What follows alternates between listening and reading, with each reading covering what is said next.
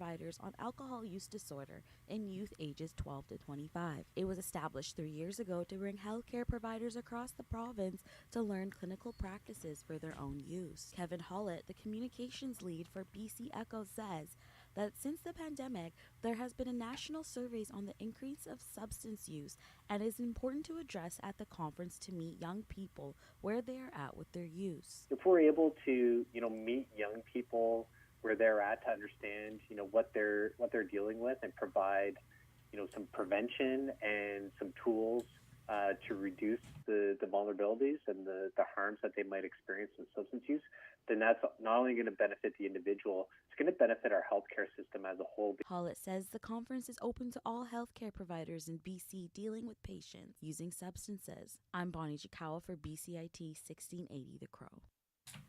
BCIT is working with students and regional partners to manage invasive species on campus. Gurpreet Kambo has more. Last winter, BCIT published its first invasive species management plan. With the unveiling of Gishon Creek's restoration this week, the plan has now been put into action. It'll help manage the future of the ecosystem on campus and in nearby areas. Here's Adam Dickinson, Manager, Transportation and Grounds. With our inaugural Gishon Creek Day, to start reclamation and restoration planting as part of that plan. So we're going to be addressing things like knotweed and a lot of noxious plant species, which we have a responsibility here at BCIT to address. The initiative will be a collaboration between BCIT, students in various departments, the Invasive Species Council of BC, and other private partners. Gurpreet Kambo, 1680 The Crow. And right now we are joined by reporter Gurpreet Kambo. So Gurpreet, BCIT has its first comprehensive invasive species management plan. Tell us about why this was needed now. So a lot of students don't realize there's a thriving and delicate ecosystem on campus. BCIT just made the big announcement about the restoration of Gishon Creek. And to maintain the work that's being done, invasive species need to be addressed to keep the balance in the ecosystem. Plus, lots of students are involved with the restoration as part of their school program, so it's a bonus for them. And how will this impact the ecosystem on campus moving forward? Well, with the announcement with Gishon Creek, that doesn't really mean the work is finished. There's still a lot to be done with daylighting the creek, and dealing with invasive species is part of that.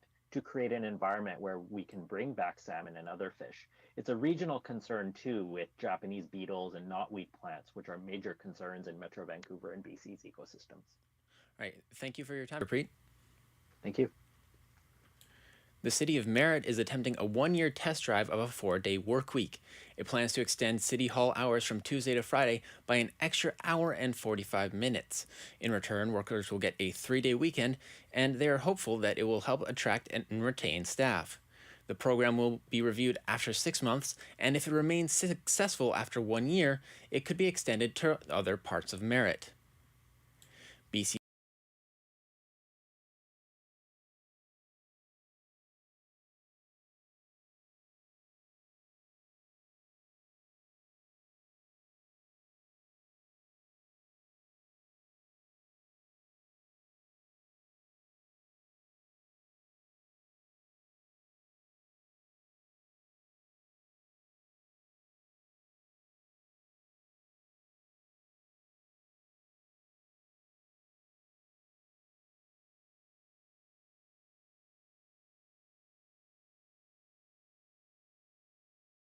avoid a sentencing hearing is back in custody.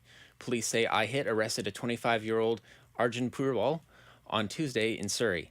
This was as they were investigating an unrelated murder in Richmond. He is awaiting sentencing for being part of a kidnapping in 2021. He is now back in custody and awaiting a court appearance.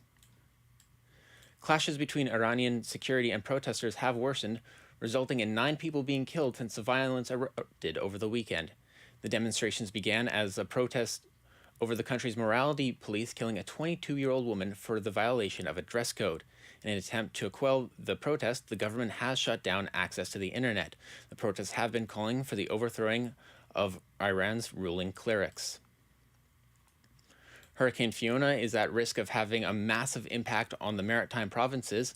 The hurricane will likely make its way northward and land around Friday or Saturday. While things are not certain, it does look like the storm will be passing over Cape Breton or the eastern mainland of Nova Scotia. As of Thursday, the hurricane is 1,800 kilometers southwest of Halifax, with winds reaching up to 215 kilometers per hour. It is likely that Boston Celtics coach Ime Udoka will be suspended. Udoka is facing scrutiny for violating team policy. It's reported that Udoka had improper and consensual relationship with a female member of the team staff. Allegedly, assistant coach Joe Mazzulla will take over on an interim basis. The Czech Foreign Ministry has told the NHL that Russian players are not welcome for season openers. This is in response to Russia's invasion of Ukraine. As of right now, the Nashville Predators are set to play against the San Jose Sharks in Prague on October 7th and 8th. Each team has 1 Russian player expected to make the roster. These games will be the first NHL games outside of North America since the start of the pandemic. However, NHL Deputy Commissioner Bill Daly is not concerned about Russian players' ability to play. The Canucks have started their training camp today in Whistler at the Meadows Park Sports Center. There have been 3 practices today at 10:15, 11:35, and 1:35. In the first practice, we saw JT Miller and Quinn Hughes. After that, Elias Peterson, Niels Hoglander, and the rookie Andrei Kuzmenko were on. And then, to wrap it up, we saw Connor Garland and Vasily Podskilin on the ice. Unvaccinated tennis player Novak Djokovic is still waiting on whether or not he'll be allowed to return to the Australian Open. Djokovic said at the Lave Cup that he is hoping for a positive response. Djokovic is a 21-time Grand Slam winner, with 9 of those titles being won at Melbourne Park. He's insisted that he will not get the 2 shots, and as of right now, Djokovic has missed 2 of this year's 4 Grand Slam tournaments due to his decision. As for your weather right now, it is currently a sunny 18 degrees. Today is expected to be a high of 19 and a low of 13, with it getting increasingly cloudy tonight. And tomorrow on Friday, you can expect a rainy day. This has been your 3 o'clock news update. I'm Seamus Page with 1680 The Crow.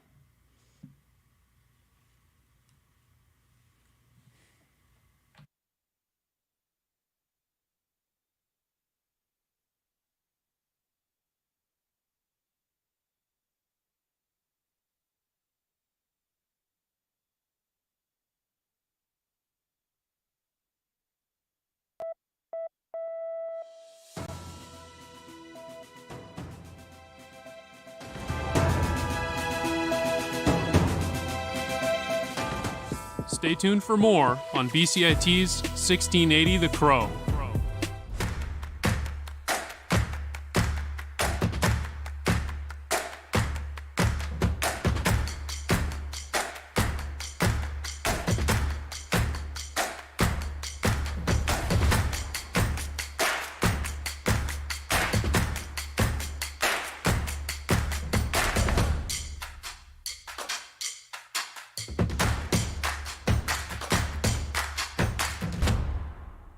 Everything is changing to digital. Everything is online.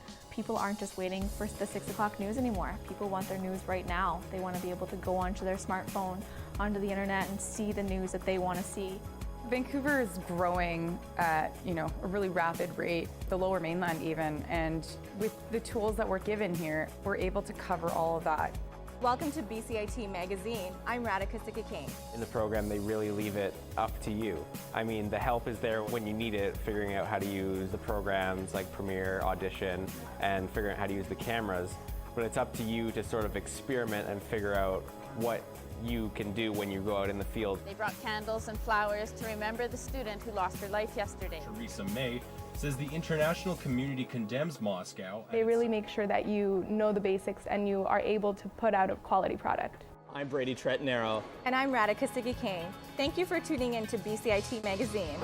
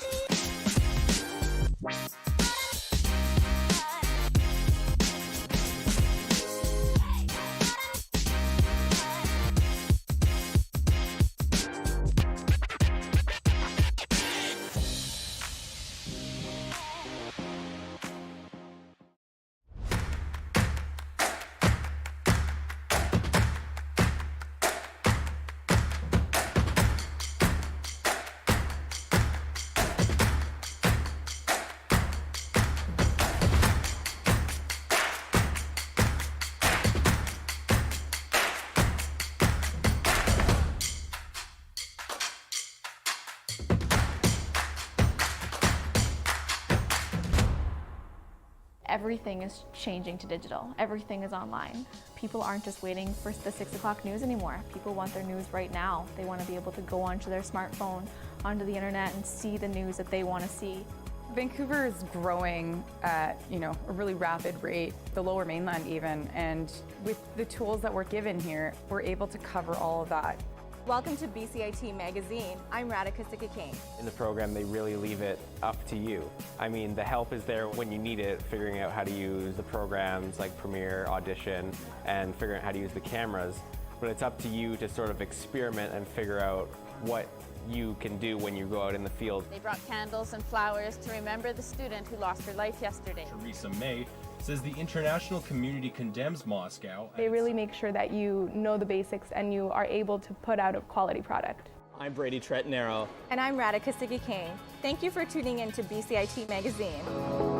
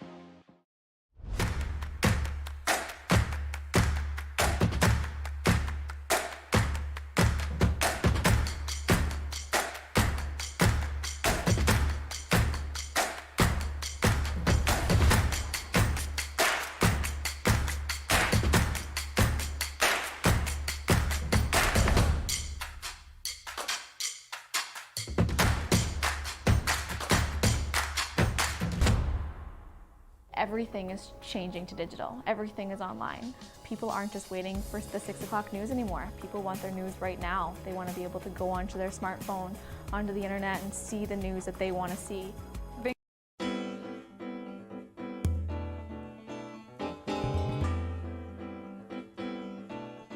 Hello and welcome to For the Record. My name is Ryan Bailey. Today I'm talking to Millie Adhikari. She is a California-based menstrual activist fighting for the right to dignified menstruation around the world. She is also a medical student at UC Davis in Sacramento, California. Millie, thanks for joining us today. Let's get right into it. So tell me, what don't men know enough about when it comes to menstruation? Hey, Ryan, thanks so much for having me. I think definitely let's dive into it. I think, one thing that we have to start with is, and this is something that you alluded to earlier, is that, we have to kind of change the language around menstruation and the idea of these gender binaries, because we know now that, there's so many different kinds of gender kind of expression as well as identity. And I think kind of making the menstrual advocacy around menstruators and the idea of non-menstruators helps to create this inclusive language and space for folks who menstruate but may necessarily not, associate themselves with the identity of a woman, or non-menstruators, they could identify themselves as women as well. So I think the main thing first is the language around menstruation and menstrual advocacy, because traditionally it's been so siloed into, menstruation as like women's rights or women's, justice or women's work that they have to do, or like it's their private concern. But really, menstruation, or the idea that we have such, menstrual discrimination and biases, is really everybody's issues. So for non-menstruators, which would be like, male-bodied people who have penises and do not menstruate, it's equally as important that we reach dignified menstruation, this idea of that all menstruators have this inalienable human right to dignity, and that comes, through achieving this idea of menstrual equity, which has to mean that they, one, get the infrastructure, the policies, the menstrual products, the, social status, and the ability to live our most, opportunity to live the most dignified life while in any state of our menses. Mm-hmm. So I think in the beginning, it has to come through education. Yeah, and one thing that I, for me as somebody who identifies as a male and, being around lots of my friends who, also mostly, identify as males, a lot of men, especially men who haven't grown up around, maybe they haven't had many women in their families or just in their childhood growing up, and then they get older, they get involved, in a relationship, and the topic comes up and it's very foreign and very uncomfortable for them to hear about these things. So how do we kind of approach the stigma, and how do we make people who aren't familiar with it in any way just feel a bit more comfortable and feel more open to discuss these things?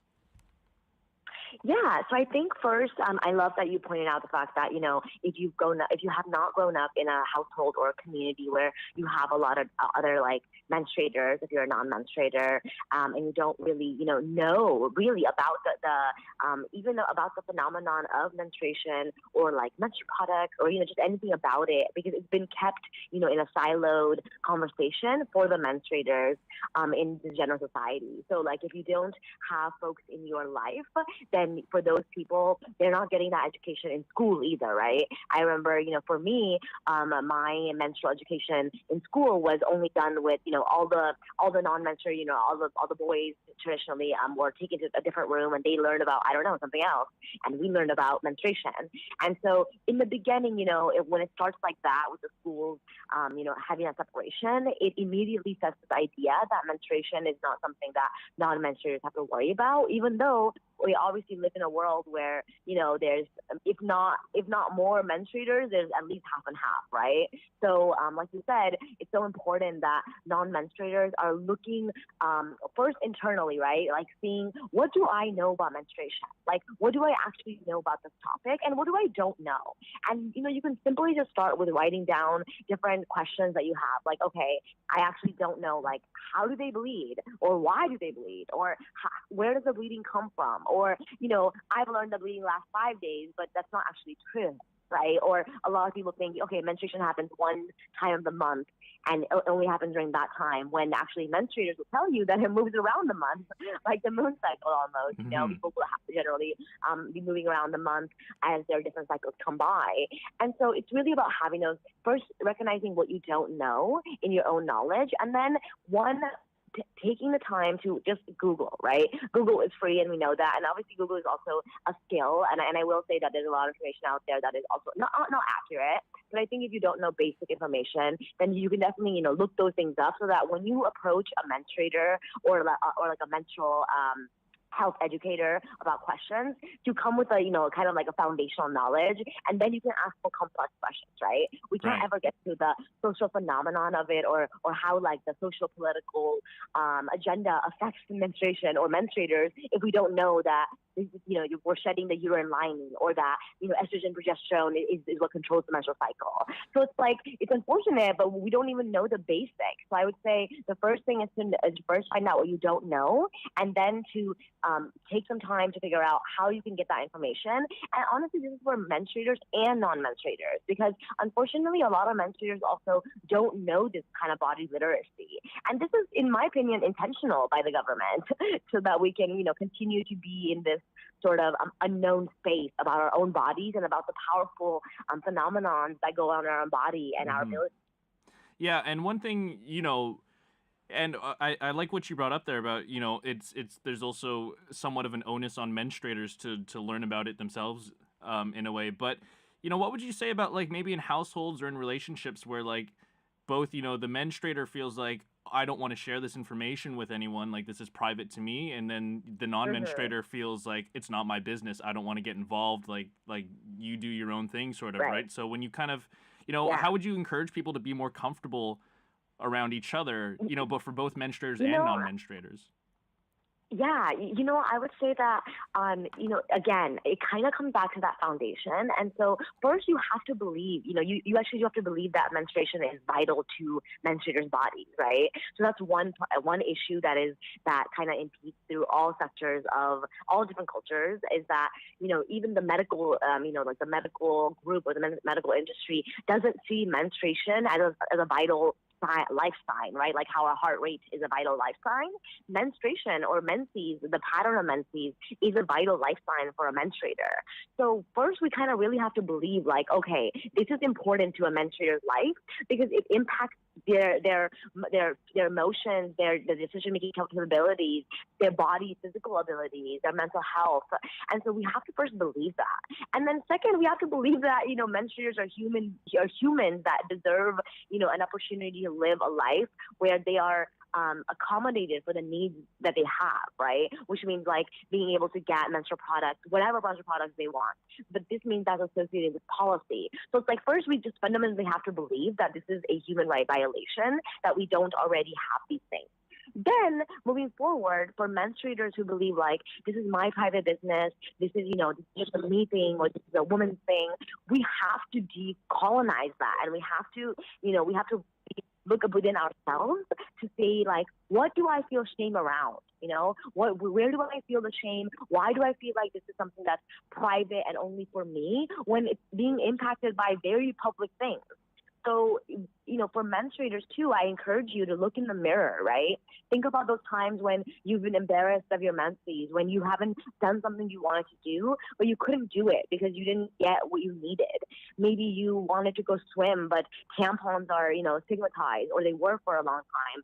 And, you know, there's this idea of having morality between menstrual products, which is, you know, ridiculous. Or for menstruators, you know, times when you know, bled on the sheets, and then you know, had your partner, you know, maybe you felt ashamed with your partner, when it's really a natural bodily function and it's something that we go through for the rest of our life. Or let's say that it's not even a relationship, right? And with relationships, I really encourage partners to talk about their menses, because if you're in a cis heterosexual relationship where it's a cis man with a penis, a cis woman with a vagina, with menstruating, you know, knowing about the cycles will actually increase your intimacy. Knowing about when your partner is going to menstruate versus when they ovulate ovulate, knowing about cervical fluids, knowing like, oh, when they're ovulating, they're gonna, be in a more, sexually aroused phase, knowing that the actual cervical positioning is gonna be better, knowing that you might have better sex, you might have better conversations, or knowing that, oh, my partner is nearing their menses, they're gonna be more, and they might be more feeling a little bit more emotional in different ways, and not using that like, oh, you're mad because you're on your period, or using that to discriminate, but more as like, oh, my partner is entering this phase into their cycle, so I want to support them. Like, how can I support them during this time? Maybe I'll do more of the housework because I know they're more fatigued. This will increase intimacy, and it will decrease the arguments, and it will decrease that kind of miscommunication. But it has to be with both, right? Both the menstruator has to know their body, and the non-menstruator also has to know that these things are happening, so that you can have those conversations. Yeah. The other thing you can do also when have that kind of understanding is that you can control your fertility, right? Menstruators are not just like crazy fertile beings running around, who can get pregnant at any time. That's not the reality of how the body works, right? But we don't know that. We don't. Well, even menstruators think that, right? Yeah. Well, that's all the time we have for today. This has been a great conversation. I feel like we could go on and on. There's so much more to learn. Definitely. And I really appreciate you taking the time again. It's been great chatting with you. Thank you so much. It's been great. But please, follow me on the Time Menstruation on Instagram, and you begin to have more conversations. All right. Thanks a lot. Bye-bye. That was my conversation with Millie Adhikari. Thanks for tuning in to For the Record. I'm Ryan Bailey. You're listening to 1680 The Crow.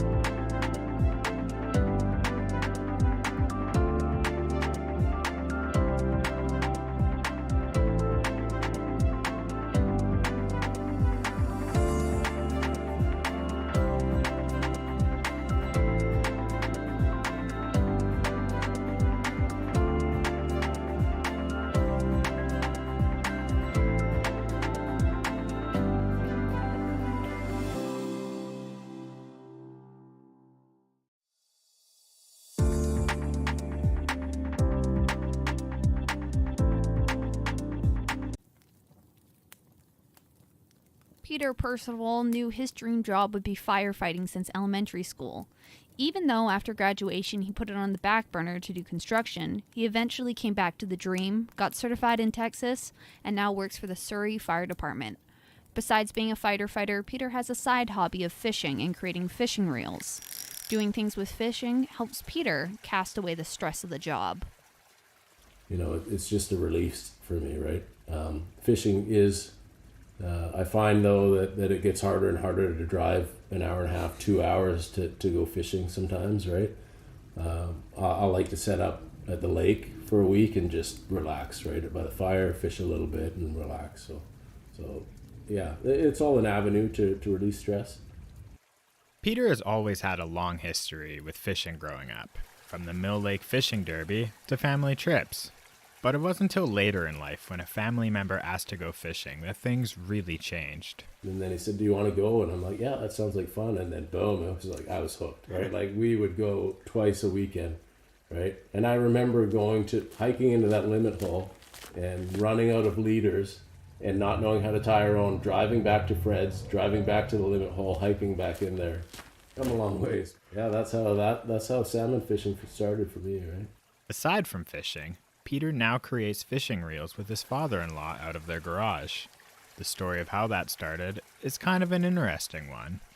My father-in-law is a machinist, and he's a very smart man. He's born in Germany, trained in Germany, and he has a machine in his garage. So we went on a camping trip, kind of a family camping trip, which is a long story because it kind of, fish and family tend to stink after 3 days. Anyways, we went on a camping trip, and I brought a Islander reel with me, right, which is made on Vancouver Island.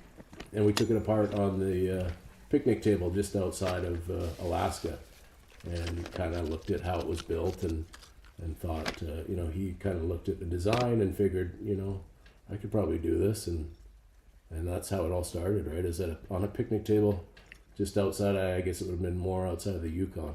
He has a CNC machine, which is a computerized machine. It's 1985, so it's pretty old and antiquated. But he's a wizard on it.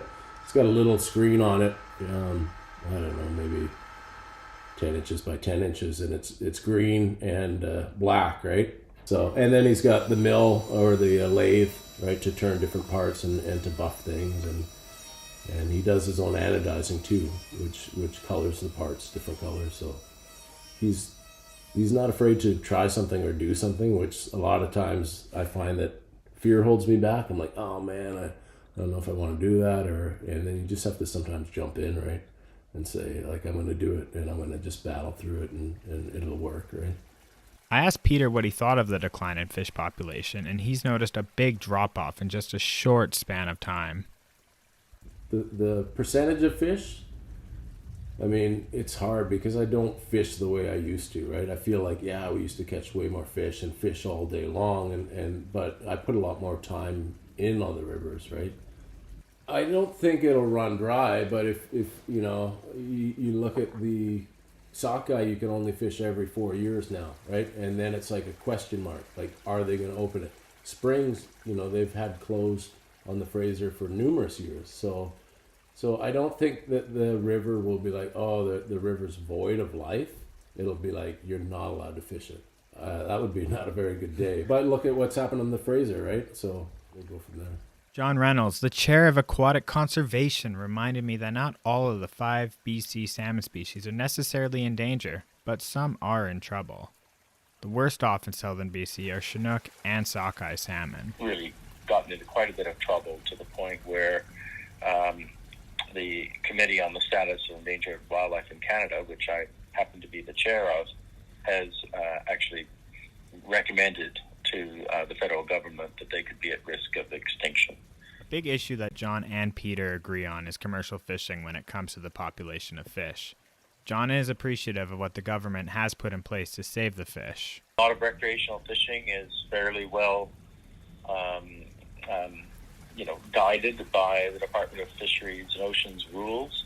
And so if people fish responsibly and look after the fish, if they're putting them back, it certainly wouldn't be in my top list problems. I know what John said does sound really bad, but he does believe that the waters won't run dry of fish if people do things properly. Well, I certainly support the decisions that have been made about reducing commercial fisheries for many species. That is often the easiest thing to do, I must admit, and because the salmon have such complicated life cycles, living in so many different places at different times, that it's hard to do much for them when they're in the ocean, especially when they're juveniles. They're not being caught in fisheries, and they're basically going to live or die according to the amount of food they have and the predators. So the control of commercial fisheries has, in general, been, I think, quite well done. The last note from John is he wants us to remember to go support local organizations that help better the population of fish, because it's not just the government that makes the changes, so do we. I'm Kiara Collins with co-producer Mac Fleet with 1680 The Crow. A motorcycle mechanic, Paige Everden, and her mentor tell the story of what it's like being a woman in an industry dominated 90% by men. Maybe it's like a bit of a rebellious thing for me, like when people tell me I can't do things, like I want to prove them wrong. Maybe also like I just got used to being told that I couldn't do things because I was a woman growing up, and then I just sort of realized that that wasn't true or right, and like kind of decided that I wanted to be a person that fought those things.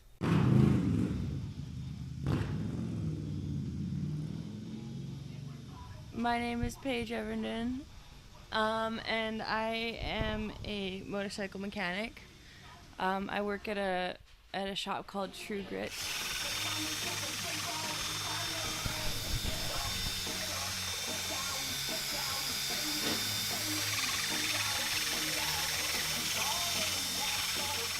Sitting in front of me now, with dirt and oil stains on her face and clothes, is Paige Everden, who has been at BCIT for the last almost 2 years and is working on getting an education to support her dreams and aspirations of working in motorcycle mechanics and metal fabrication. I took the motorcycle mechanics course and graduated that. And then I applied and got into the metal fabricator foundations course. I did it because I want to do custom work on bikes. And when you're a metal fabricator, you can make bike frames, you can make gas tanks, you can make front ends, you can make you can make anything with metal. Driving down an industrial road with lots of potholes and dust all around, we come across a large red barn, which is Rochelle Trellenberg's motorcycle mechanic shop. Paige is great. Paige learned so fast. It just blows my mind when somebody comes in and you really see that they're really good at something just right off the hop, and she absolutely is so good at that, and she's great with people, and she shows up. Should I just pour it? It should fit. Let me look. I mean, if it's not fitting for you.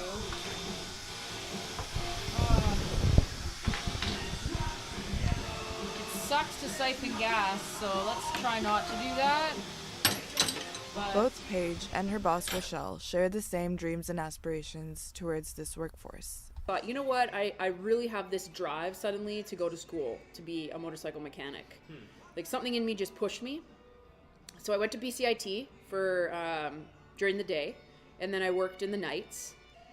The dream kind of just was something cool where we'd work on bikes on the side, we'd do these little hangouts, we'd show people what we learned in class, and I really thrived in that environment. It was crazy, right? So, and I posted that I would work basically for baked goods. Anybody that needed their bike fixed, anybody that needed anything having to do with their bike, if I could do it, I would basically do it for free. At the same time, they share the same struggles and the same obstacles by being a woman in this male-led workforce. A guy will come in and I'll go out to greet and prep, and they'll walk right past me. And I'll be like, okay. But then the men in the shop that totally support me will be like, no, she's the one you need to speak with. Like, don't even come near me. I don't really allow for the pervert or the chauvinist to come through these doors. Like Rochelle, Paige has faced a lot of the same misogyny, especially in her classroom. So many examples. I guess like one thing that happened quite a number of times that like stands out to me is just like the amount of times that I would walk into the room or walk up to the group and they would stop talking because obviously they were talking about something, or maybe me, and they didn't want me to hear what they were saying.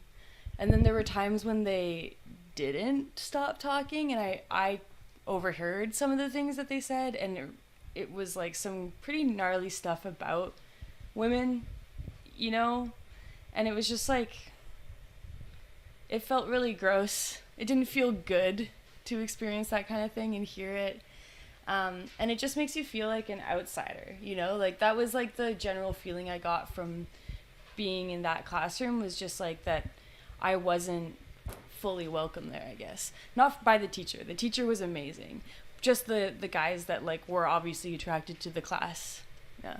And the teacher was a female, right? That's right, yeah. They never said that kind of stuff around her. They were very careful not to. Why don't I just dump it out then? The tank? Yeah, you can totally remove the tank. There's a bunch of wires at the bottom that need to be removed, right? So... Regardless of the misogyny and mistreatment that both Paige and Rochelle have faced coming up in this industry, they still remain optimistic and acknowledge the fact that most of this mistreatment comes from wrongfully engraved lessons in a lot of people's minds that they simply can't change, and they don't let that stop them. If I'm being honest, like I think that she's doing enough just by having gone into the industry like so long ago and just like existing there and like now being a teacher. I think that that's really, really good. I think that basically like you can't change things overnight, and like it's a bit too much to ask for like one teacher to try and like change the like things that everyone has learned over their entire lives. Not all the old boys are like that, but the majority that have been in the industry for as long as they, have been walking are brutal. Yeah. And they just can't come out of this habit of women are there to touch and talk dirty to, and not to have a collective conversation about what an engine needs. Yeah. After learning about the major issues of misogyny and mistreatment in this workforce, it leaves you wondering what motivates the small percentage of women struggling to overcome these obstacles and what keeps them going. Because fuck them. No, for real, like fuck those guys, you know? Like, because, I mean, actually, okay, like obviously it's not just spite, but like, I don't know, you can't let it slow you down. Paige's rebellious attitude and unwillingness to back down, no matter what obstacles and struggles she faces, is truly inspiring, and she leaves us with this last piece of advice. I would say that if a person looks at you and makes a snap decision based off of your gender or your appearance, and they decide that they don't want to listen to you, and they decide that they're not going to give you a chance because you're not like what they want to see in the industry, then don't waste your time on them. Just don't bother trying to gain their respect. The only person's respect you need is your own. And as long as you know that you can do it and you understand that like you're a capable person, then you don't have to worry about them, you know? Riley Lyons and Maha Mashmi for 1680 The Crow. The mainland misfits are lacing up their skates for another bone-crunching season of roller derby, a fast-paced, full-contact sport primarily played by women. Our reporter Gurpreet Kambo, who was given the derby name Purple Rain, that's rain spelled R-E-I-G-N, joins us from Surrey.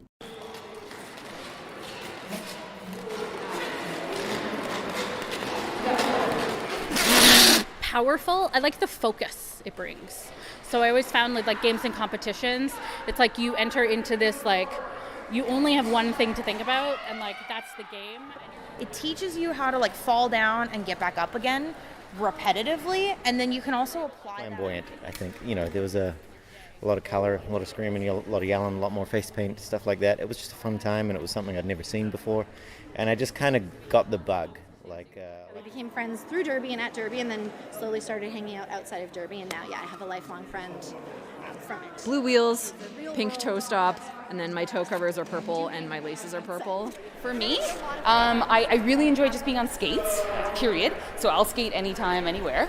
And then also, it's probably one of the only times in my week where I'm not thinking about work or stressing. It's a very good way to sort of disconnect and just have fun.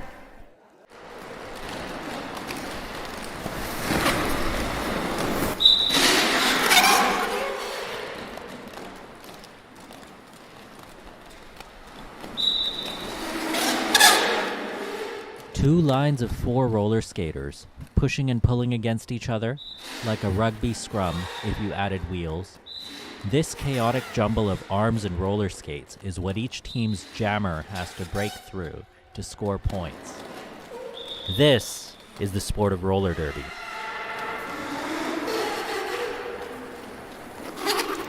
Pronouns are she, they. Hi, I'm Barbie, she, her. Wrecking ball, Hooligan, she, her. Maddie Longlegs, she, her. Sharky, she, her. on skip, he, him. Party and awesome, he, him. Let's do. Trill, she, her. Kendra, she, her. You're up. What? Oh, so, right up front.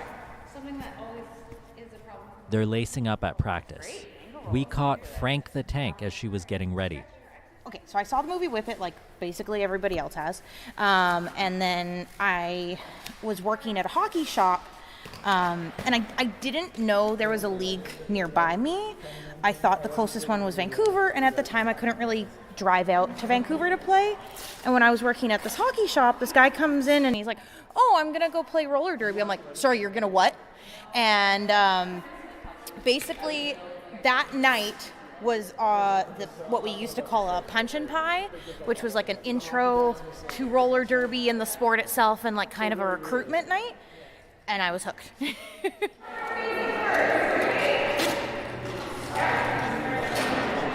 The sport of roller derby is slowly making its comeback after the pandemic. The Greater Vancouver Roller Derby Association is practicing right now to get back into game shape.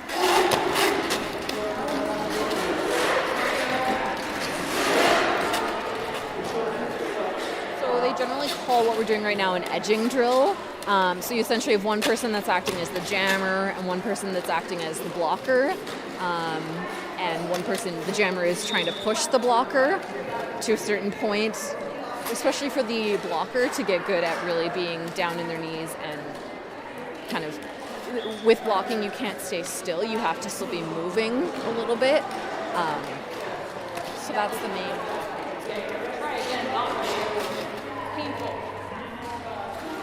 Do you have a name? Bruceberry Pie. I'm 5'6". I'm plus size. I have orange hair. I've got tattoos covering my whole left arm and pretty much both my legs. And also you can't see, but underneath as well. So when I first started derby, I would fall all the time because I was a really terrible skater. So I would fall and I bruised really easy. So I would be constantly covered in bruises. And so the name just came very naturally. Yeah. I really missed it during the pandemic.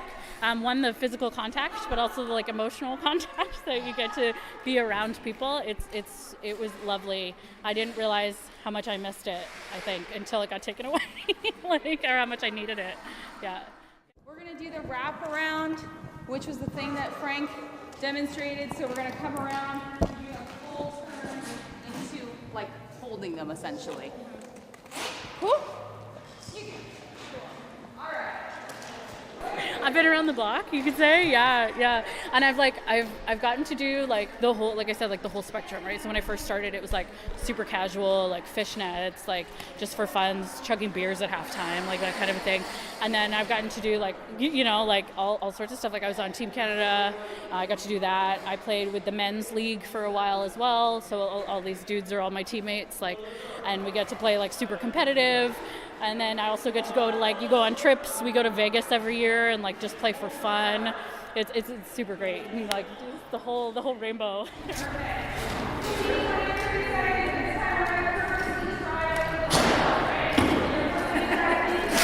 Okay, let's stretch. Hip flexors. So 1 foot down, 1 foot up, 1 leg up. Square that pelvis, tilt it back. Add the arm if you like.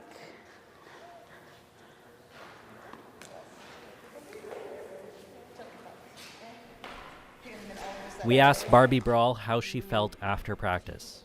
Warm, sweaty, stinky, but really good. I always feel great, whether I had a bad day or a good day, whether I wanted to come to practice or not. I always leave practice feeling happy that I came. Like, we're still pushing yourself really hard, but because you're on skates, I don't know, it's like you trick your brain into thinking you're not doing hard work because you're not running. It's like every single sport you have to run on your feet, and it's exhausting.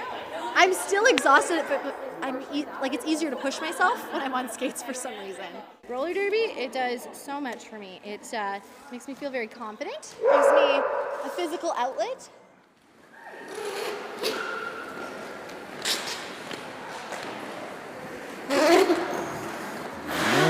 Slippery.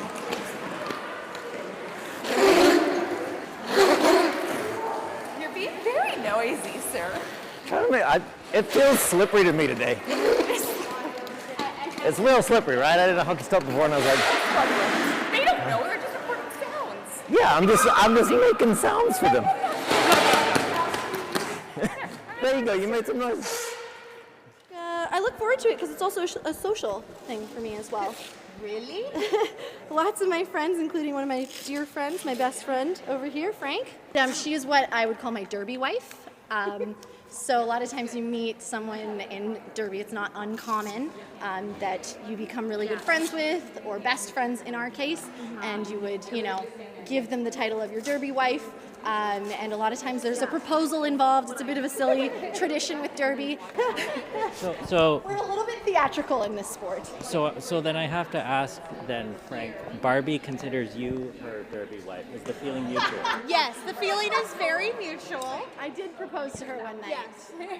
We're actually getting matching tattoos this weekend as well, so it better be mutual. We're getting SpongeBob and Patrick tattoos. And they're sticking their butts out.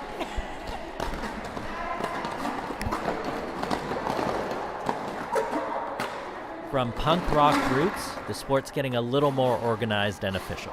It's taken a lot more seriously now, like it's developed competitively, whereas before it was a little more grassroots, a little more DIY, so it was like more about like the outfits, and it was a lot of like skating fast in circles and less like aggressive contact, so you can be involved in it however as much as you like. So if you want to go super competitive and you want to like play in the World Cup and you want to represent your country, you can do that, or you can just do it kind of like at a rec league level, like in your hometown, and it's available for all different people, so whatever commitment level you have. I just want to say to anyone that thinks that they have told themselves that they would love to try something like that, but they can't because they could never find the confidence or whatever it is, they don't think they'd have the skill. I just think it's one of those things that you need to just throw caution to the wind and fucking do it, because honestly, you'll never look back.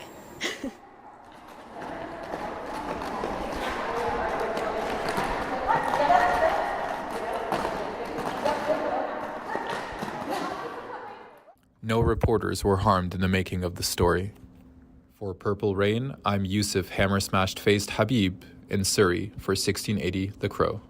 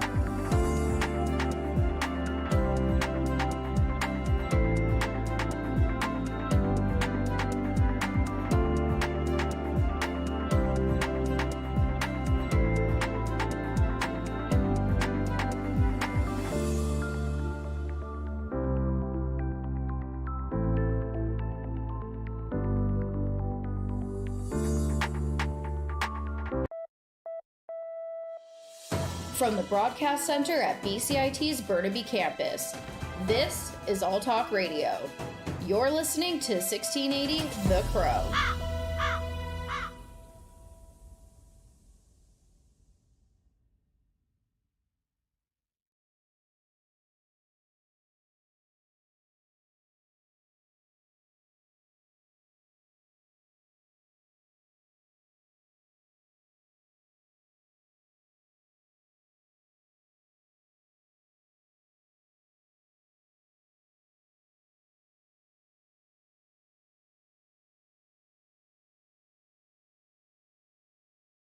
The mental health services across BC, reporter Mac Fleet has the latest.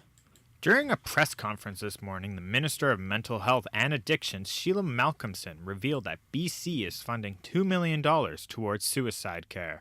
Malcolmson referenced the hardships that the province has experienced recently before making the announcement. Our province has faced unprecedented challenges in the last 2 years. The toxic drug crisis, the COVID-19 pandemic, extreme weather emergencies, these all have taken a toll on our mental well-being. Malcolmson said this funding will be put towards training for clinicians so that they will be better suited to aid their patients who suffer from mental health problems. Mac Fleet, 1680, The Crow. BCIT's carpentry department received a $4 million donation this week. Gurpreet Kambo has more. Last winter, BCIT published its first invasive species management plan.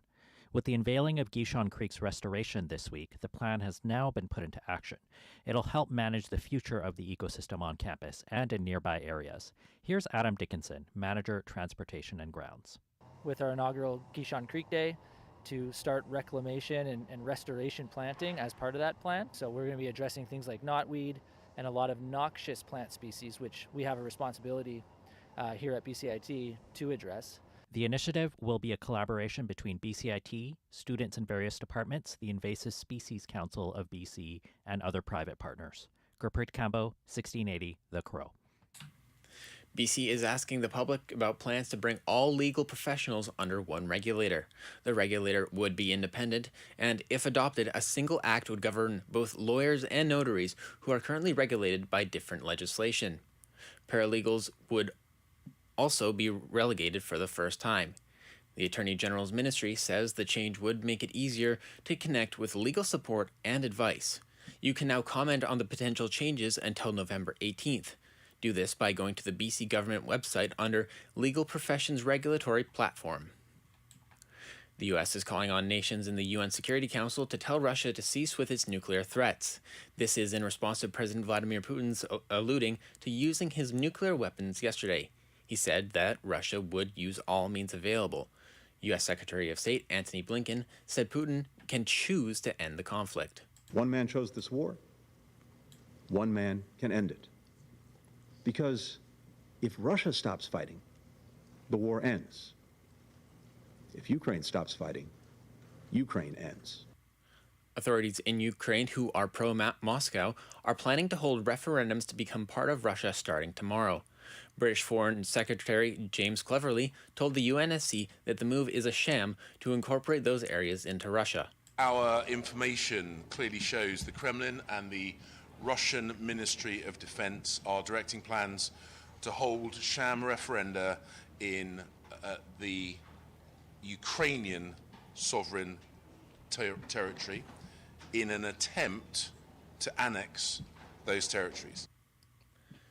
Clashes between Iranian security and protesters have worsened, resulting in 9 people being killed since the violence erupted over the weekend.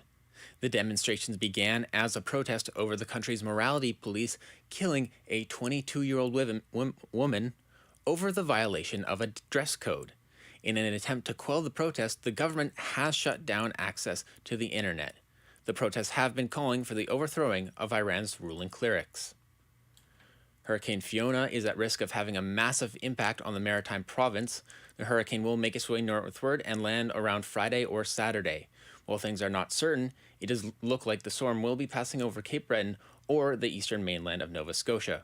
As of Thursday, the hurricane is 1,800 kilometers southwest of Halifax, with winds reaching up to 215 kilometers per hour. Right now, it is sunny 18 degrees. Today is supposed to be a high of 19 and a low of 13, with it getting increasingly cloudy tonight.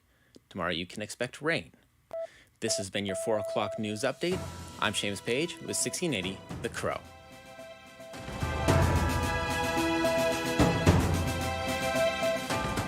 Stay tuned for more on BCIT's 1680 The Crow.